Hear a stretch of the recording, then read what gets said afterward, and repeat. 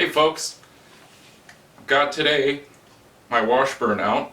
This has never been my favorite guitar, but what it was my first guitar. My folks got this for me at the beginning of the 1990s for a little under $200 used. This is a 1986 Washburn G-10V made in Japan. It was made during the height of the popularity of the Super Strats, as they were called. And what a Super Strat is you take a basic Fender Stratocaster type of a guitar, which has a double cutaway body, a bolt-on neck, and 3 pickups, and you kind of hot rod the thing so that you can shred for metal on it. And the way they usually did that was by adding something like a Floyd Rose or a Kaler or some other type of double locking tremolo, and by turning the bridge pickup into a humbucker. And on a lot of them, you could coil tap the humbucker so it would go back to being a 3 single coil pickup guitar, just like a Stratocaster. So lots of companies made these in the 80s, and they were very, very popular back then, and today they're still quite popular. It's a very versatile kind of a configuration. What's kind of unique about this one is that instead of your standard 5-position switch for pickup selection that would allow you to pick any of the 2 pickups at the same time to run together, this guitar actually has separate toggle switches to turn each of the pickups on and off, which means that you can run whatever combination of these pickups that you want. It's kind of an interesting guitar. I didn't like it very much at the time. It wasn't really metal enough for me. But as I said, it was my first guitar. It was the guitar that I played for the first couple of years that I was learning how to play. And it wasn't until many, many years later that I kind of got an appreciation for how well built this instrument was, even if it wasn't perhaps my personal preference. There's not a lot of information available online about these guitars. They're long gone, and they were built in the mid to late 80s. And initially they were built in Japan and then later on in Korea. And they have what is known as the Wunderbar Bridge on these, which is a very unique type of a bridge that allows you through various adjustments to change how much of a pitch drop each individual string will go through when you use the whammy bar or tremolo arm.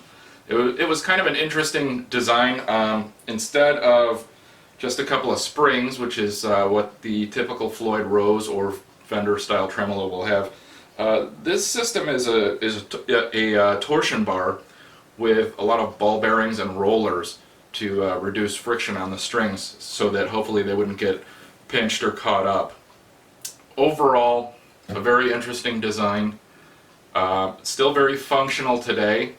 It has very, very low action. Unfortunately, as I said, there's not a lot online about the specifications. What I will tell you is that this is a 24 fret or 2-octave neck.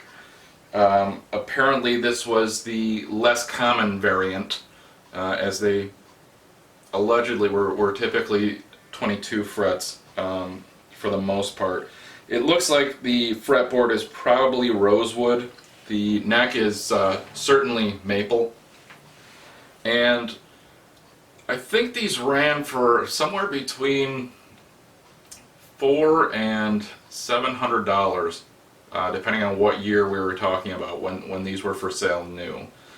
Part of the reason why we were able to get this so cheap is because they just weren't that popular. They were great guitars, but people wanted the name brands that they recognized, and although Washburn was much bigger then than it is today, it still really wasn't among that top tier brand recognition at the time. People wanted things like Gibsons and Fenders and BC Rich, believe it or not, back then, and things like Charvel. Kramer was also popular for a little bit. So Washburn, with their little entry into the Super Strat market here, they did sell a lot of these, but they typically don't resale for very much. It's ironic that this tremolo system, which is long since out of manufacture, will sometimes go on eBay for more than a complete guitar with the tremolo system on it.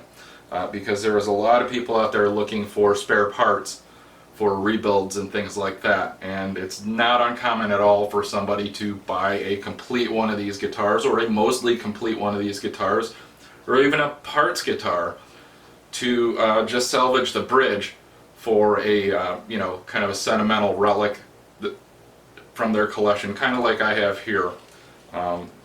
It's certainly an interesting guitar, and the pickups I do want to mention were OEM'd for Washburn by EMG, who was not a huge company at the time, and these are the passive pickups. Even though they are covered to look like the active pickups, these would become eventually EMG Selects as you know them today. But a little bit of interesting trivia. That little nugget was kind of a surprise to me when I found that out. So that's it. This is my first guitar, a 1986 Washburn G-10V, purchased used for a very, very low price. And I will wrap up this clip here with maybe something from 1986.